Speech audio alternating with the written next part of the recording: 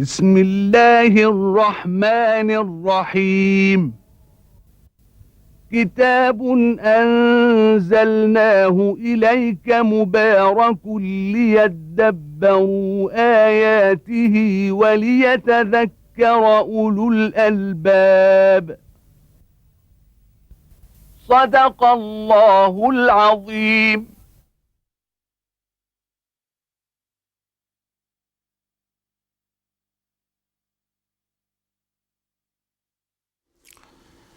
الحمد لله رب العالمين، والصلاة والسلام على عبده ورسوله الأمين سيدنا ونبينا محمد وعلى آله وأصحابه ومن اهتدى بهديه وعمل بسنته إلى يوم الدين.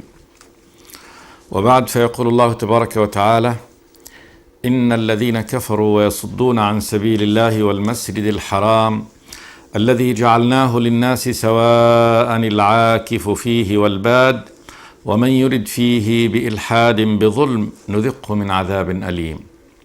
وإذ بوأنا لإبراهيم مكان البيت ألا تشرك بي شيئا وطهر بيتي للطائفين والقائمين والركع السجود وأذن في الناس بالحج يأتوك رجالا وعلى كل ضامر يأتين من كل فج عميق ليشهدوا منافع لهم ويذكروا اسم الله في أيام معلومات على ما رزقهم من بهيمة الأنعام فكلوا منها وأطعموا البائس الفقير ثم ليقضوا تفثهم وليوفوا نذورهم وليطوفوا بالبيت العتيق.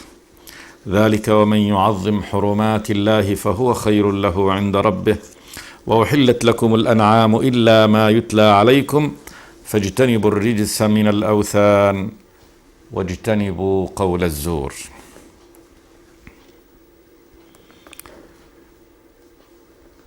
بعد أن ذكر الله تبارك وتعالى الحال والمآل الذي سينتهي إليه المتخاصمون فيه، هذان خصمان اختصموا في ربهم، فالذين كفروا هذا مآلهم: قطعت لهم ثياب من نار يصب من فوق رؤوسهم الحميم يصهر به ما في بطونهم والجلود ولهم مقامع من حديد كلما أرادوا أن يخرجوا منها من غم أعيدوا فيها وذوقوا عذاب الحريق. هذا مآل هذه الطائفة المجرمة التي خاصمت أهل الإيمان في الإيمان وعاندت طريق الرب تبارك وتعالى وكفرت بالله تبارك وتعالى.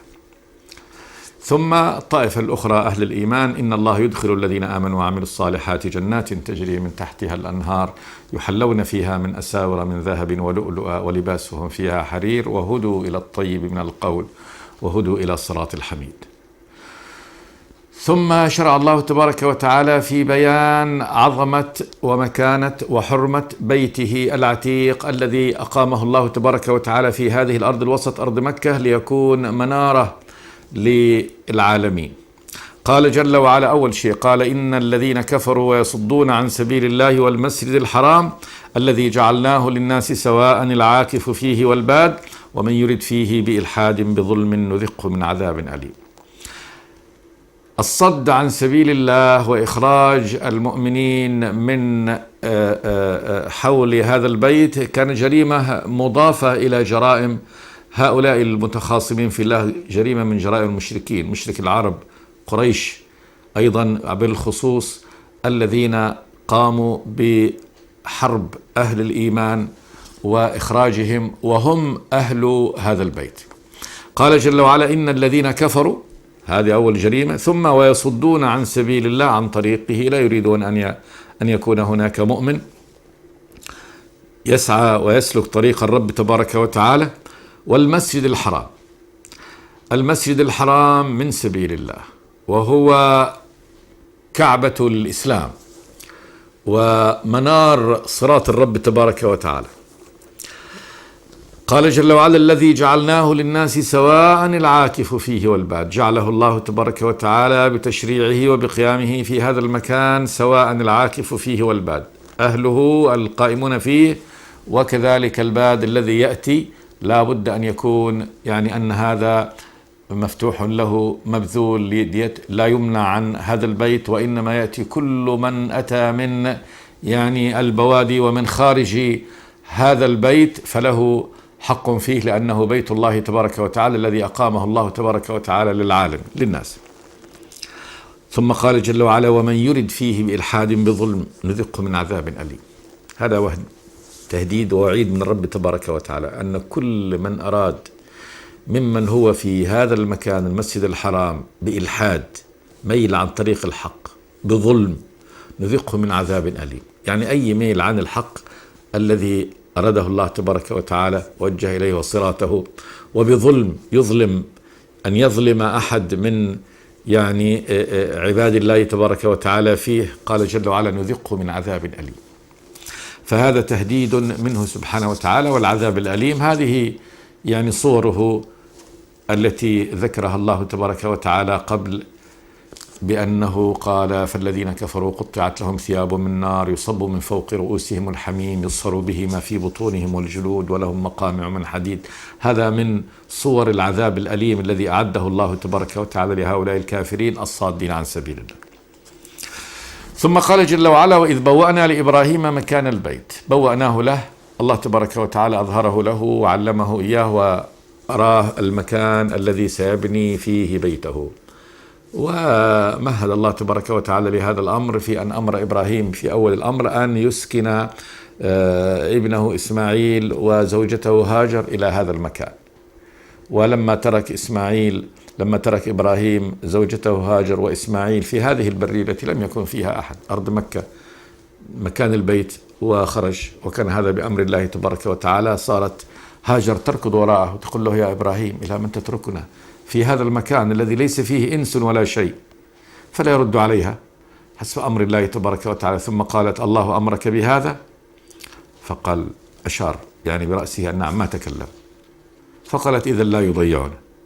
ثم إنه بعد ذلك لما قامت هاجر عليه السلام أرضعت ابنها حتى نفذ الماء الذي كان عندها ونفذ الطعام الذي كان عندها، وأصبح ابنها يتلبط من الجوع. بدأت تصعد أقرب مكان كما قال النبي صلى الله عليه وسلم، فدورت وين أقرب مكان، فوجدت الصفا، فذهبت إليها فصعدت وصارت تنظر يمينا وشمالا، هل ترى من أحد؟ ما تجد.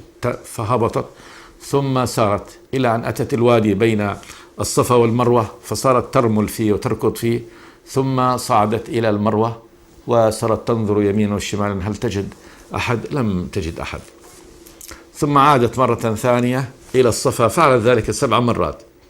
ثم لما انتهت بالمرأة سمعت صوت خفيف، ثم نادت قالت: أغث إن كان عندك غياث، وين هذا الصوت هذا؟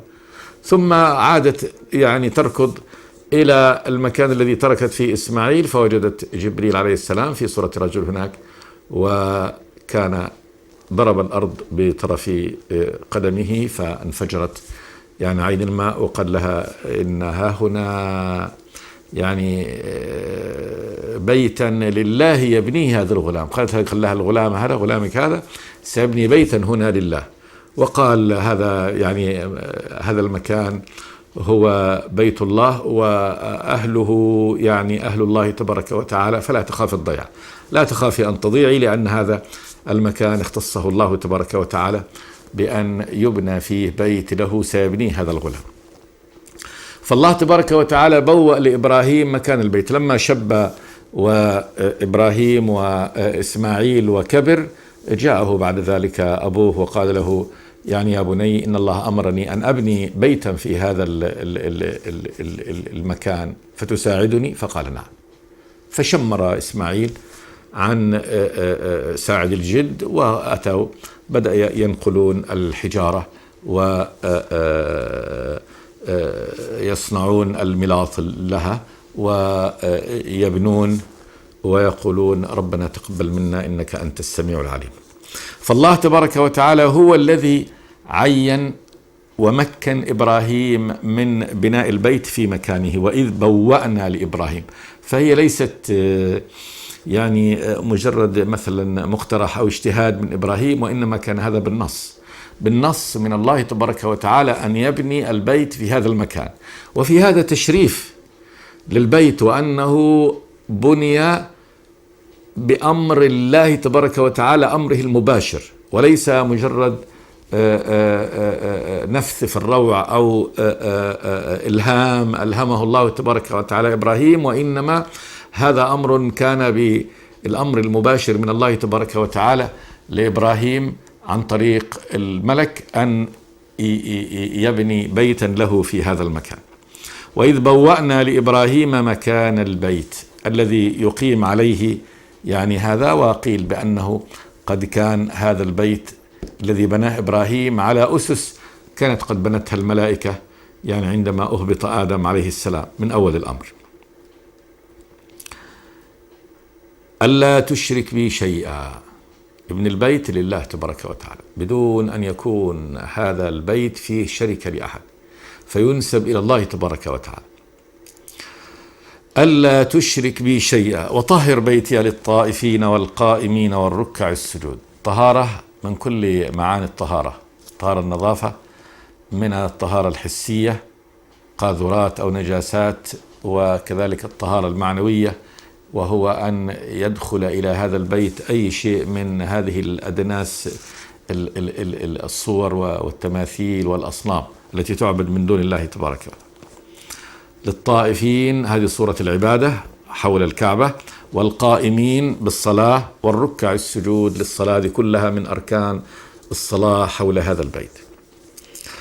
وهذه صور من العبادات، صورة العبادات التي يحبها الله تبارك وتعالى: الطواف حول بيته، والقيام في الصلاة، والركوع والسجود.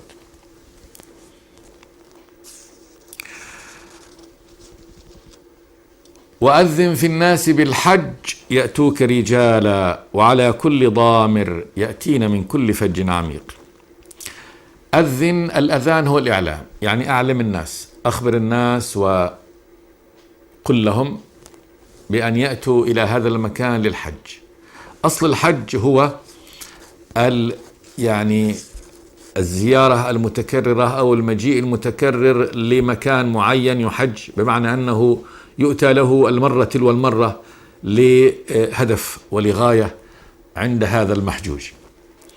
والله تبارك وتعالى أقام للعباد مناسك في هذا المكان، مناسك عبادات شرعها الله تبارك وتعالى ليقوموا بها.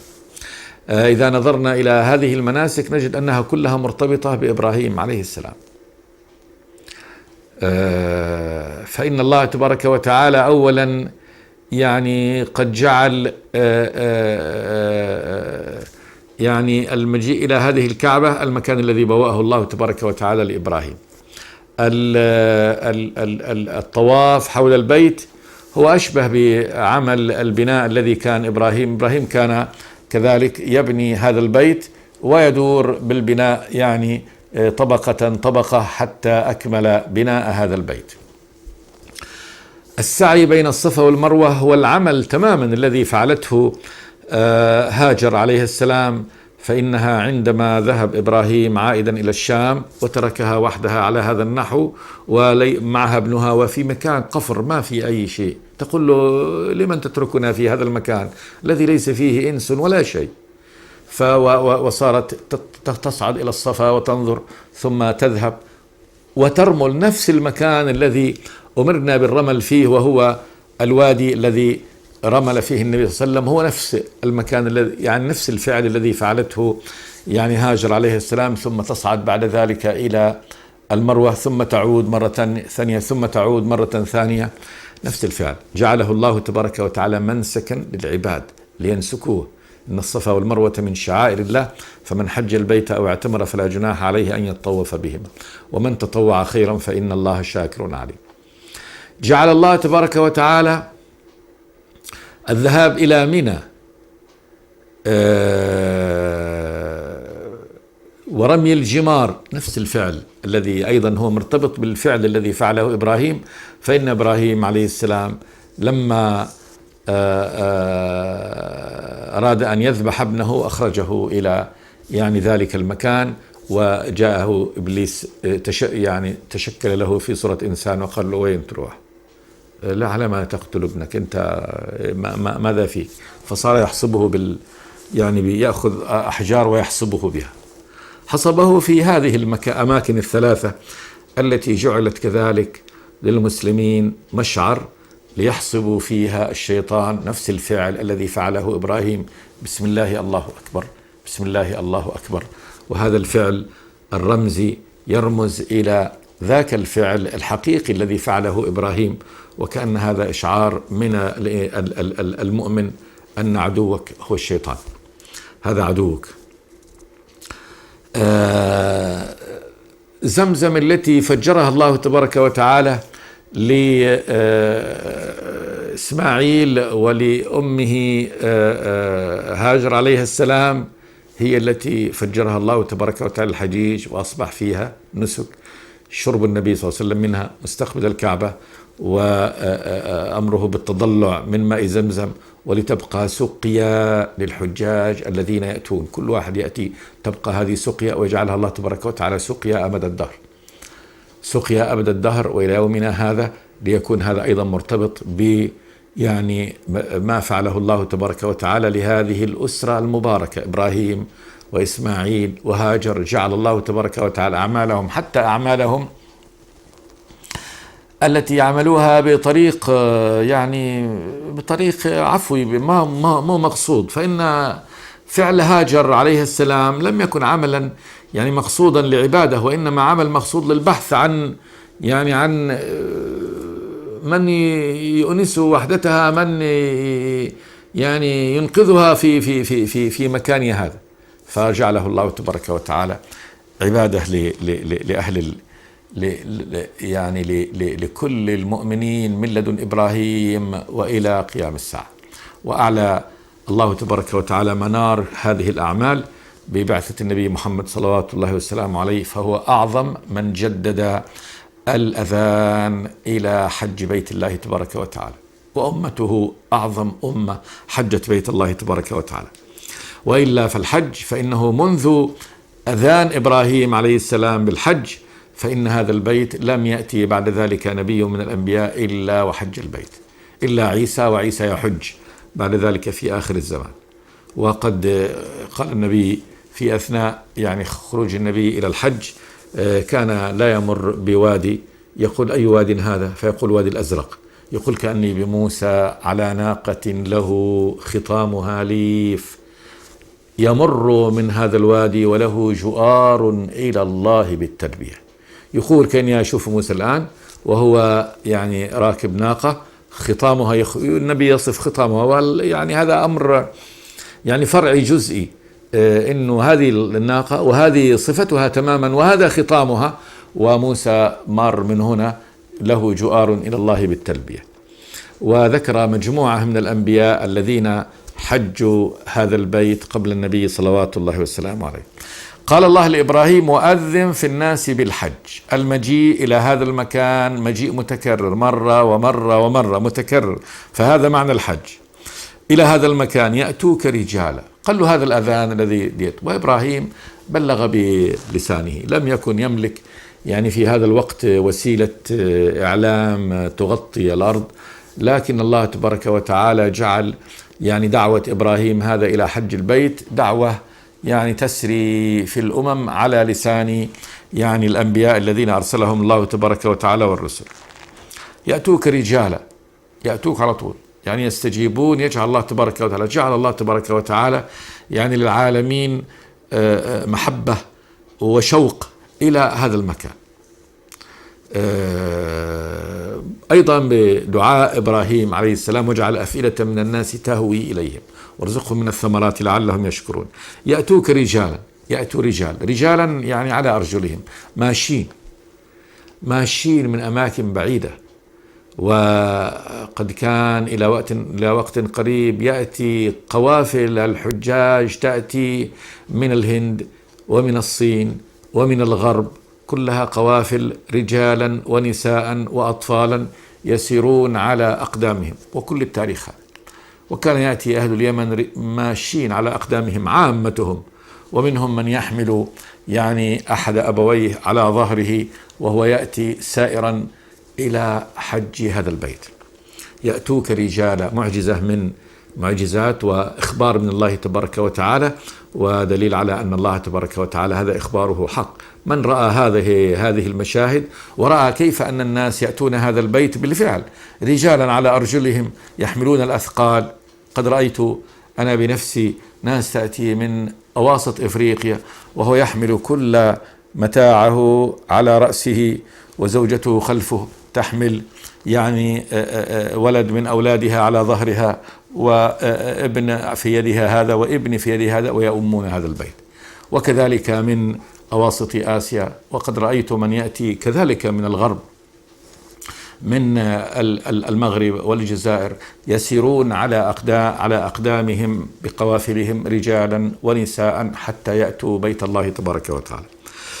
وأذن في الناس بالحج يأتوك رجالا راجلين سائرين على أرجلهم وعلى كل ضامر من الحيوان. والضمور هي ارتفاع البطن من السير الطويل. لما تسير الناقة سير طويل فإنها كرشها الكبير وبطنها المتدلي يضمر ويرتفع. وعلى كل ضامر أي من الحيوان يأتين من كل فج عميق. تأتي هذه الحيوانات من كل فج من فجاج الأرض، قرى لا تكاد تسمع بها ولا تعلمها، وإن أمور بعيدة، قرى بعيدة في نائية في خلف المحيطات وخلف وفي شعب الجبال يأتون من هنا يؤمون هذا البيت الذي أقامه الله تبارك وتعالى في هذا المكان. آية عظيمة من آيات الله تبارك وتعالى. وأذن في الناس بالحج يأتوك رجالا وعلى كل ضامر يأتين من كل فج عميق ليشهدوا منافع لهم. هذه من الغايات التي جعلها الله تبارك وتعالى لهذا البيت. قال ليشهدوا، الشهود الحضور، وكذلك يعني حضور ورؤية، منافع لهم، منافع عظيمة جدا في الدنيا والآخرة. فالمنافع الدنيوية بالتجارة وتبادل المنافع بالناس وخبراتهم ولقاء بعضهم مع بعض، والمنافع الأخروية إنما هي أولا بأن هذا أعظم مكان لنيل الأجر والثواب، وجعلنا البيت مثابة للناس وأمنا. فإن الله تبارك وتعالى قد جعل الصلاة فيها وهي أشرف أعمال العبد ب100,000 صلاة فيما سواه، وهذا تشريف للعبادة، يعني تشريف عظيم جدا أن يكون صلاة واحدة ب100,000 صلاة فيما سواه، كما قال النبي صلوات الله وسلامه عليه: صلاة في المسجد الحرام ب100,000 صلاة فيما سواه، أو قال: صلاة في مسجدي ب1000 صلاة فيما سواه، وصلاة في المسجد الحرام ب100 صلاة في مسجد النبي صلى الله عليه وسلم فيكون 100,000. وأما الصلاة في بيت المقدس فإنها على النصف من المسجد النبوي أي ب500 صلاة. فتعاظم وزيادة الأجور العظيمة التي يعطيها الله تبارك وتعالى لمن أما وصلى في هذا البيت. كذلك الوحدة الجامعة يعني لأهل الإسلام، سواء عبر أمم الخير أو في أمة النبي صلوات الله وسلامه عليه بعد ذلك. فإن عبر الأمم عندما نعلم أن هذا البيت هو الكعبة وهو القبلة، هو الذي أمه موسى بن عمران، أولا أبناه إبراهيم أبو الأنبياء، وكل الأنبياء الذين جاءوا بعده هو من نسلهم. ثم موسى العلم، الرسول العلم المخلص لبني إسرائيل الذي أنزل الله تبارك وتعالى عليه التوراة، وهو خلاص أكبر يعني رسول من أنبياء بني إسرائيل، من أولاد إسرائيل. إسماعيل عليه السلام قبل هذا الذي هو بنى هذا البيت وأنشأ أمة بعد ذلك على التوحيد، ثم كان في ختام هذه الأمة سيد الأولين والآخرين محمد بن عبد الله صلوات الله وسلامه عليه، النبي الخاتم الذي أرسل إلى العالمين صلوات الله وسلامه عليه، يؤم هذا البيت. ثم أمته بعد ذلك التي يجعل الله تبارك وتعالى هذا البيت هو يعني قبلتها وكعبتها ومحط أنظارها من كل مكان في الأرض لتولي وجهها في الصلاة. أشرف عمل يقوم به المسلم وهو الصلاة، فيولي وجهه شطر هذا البيت 5 مرات يعني في يومه وليلته وجوبا. وبهذا ترتبط قلوب أهل الإسلام كلها بمكان واحد وعلم واحد، منارة واحدة يقيمها الله تبارك وتعالى. منافع عظيمة. لذلك الله تبارك وتعالى هنا يعني قال ليشهدوا منافع لهم بالتنكير الذي يدل على التكثير، منافع كثيرة عظيمة. ثم ويذكر اسم الله في أيام معلومات على ما رزقهم من بهيمة الأنعام. هذا كذلك من المنافع، وهو ذكر الله تبارك وتعالى وما في ذكره من التذكير والأجر والثواب. اسم الله هو قولهم بسم الله في أيام معلومات. أيام معلومات لأن الله تبارك وتعالى جعل الحج بشعائر مخصوصة في أيام معلومة. ليس يعني الحج له أوقات معينة، كما قال جل وعلا الحج أشهر معلومات فمن فرض فيهن الحج فلا رفث ولا فسوق ولا جدال في الحج. الوقت الذي يعلن فيه الحج هو شوال وذي القعدة والعشر من ذي الحجة، هذه أوقات الحج. وأعمال مخصوصة مرتبطة كذلك بأوقات مخصوصة. في يوم عرفة هذا يوم مخصوص وهو يوم 9 من ذي الحجة، والنحر هو في يوم 10، ورمي الجمار هو في هذه الأيام أيام التشريق. فالأعمال الحج مرتبطة بهذه المواقيت. ويذكر اسم الله في أيام معلومات، أيام التشريق، وكذلك يوم عرفة الذي جعله الله تبارك وتعالى ذكر في وقت معين بصورة معينة على ما رزقهم من بهيمة الأنعام. يذكر اسم الله في أيام معلومات على ما رزقهم من بهيمة الأنعام، على الذي رزقهم من بهيمة الأنعام. فإن بهيمة الأنعام اللي هي 8 أزواج الذكر والأنثى من الإبل والبقر والغنم والمعز، من الضأن 2 ومن المعز 2 ومن الإبل 2 ومن البقر 2. هذه الأنعام من أعظم نعم الله تبارك وتعالى الذي أنعم بها على عباده، فهي أشرف وأعلى طعامهم اللحم، وبعد ذلك ما فيها من اللبن الذي هو يعني أكمل وأفضل يعني غذاء للبشر. ثم المنافع التي يعني دون هذا من جلودها ومن قرونها ومن عظامها. ثم الحمل على الإبل لتركبوا منها ومنها تأكلون. ولعل حياة الإنسان الأساس في طعامه وشرابه وتقوم على بهيمة الأنعام. ثم النبات، يعني النبات وهذه، فهذه نعمة عظيمة جدا من النعم، كما قال تبارك وتعالى في بيان إنعامه سبحانه وتعالى: ومن الأنعام حمولة وفرشا كلوا مما رزقكم الله ولا تتبعوا خطوات الشيطان إنه لكم عدو مبين. حمولة تحملونها، وفرش بالصوف والوبر الذي يؤخذ منها، والشعر، فإن شعر المعز وصوف الغنم والوبر المأخوذ من الإبل هو يشكل فراش الإنسان. فالأنعام بهذه المنافع العظيمة نعمة كبرى من نعم الله تبارك وتعالى. فكون البشر، كون الله تبارك وتعالى يجعل من مناسكهم في الحج أن يذكروا اسم الله تبارك وتعالى على ما رزقهم من بهيمة الأنعام بالذبح، ويذكروا هذه النعمة التي يعني سخرها الله تبارك وتعالى لهم. ليذكروا اسم الله على ما رزقهم من بهيمة الأنعام، قال جل وعلا: فكلوا منها وأطعموا البائس الفقير. كلوا منها إباحة منه سبحانه وتعالى وتذكيرا بنعمة الله تبارك وتعالى. ثم لا تنسوا حق الفقير وأطعموا البائس الفقير. البائس الفقير، الفقير ذو البؤس، يعني صاحب بؤس، يعني أطعموه من هذه.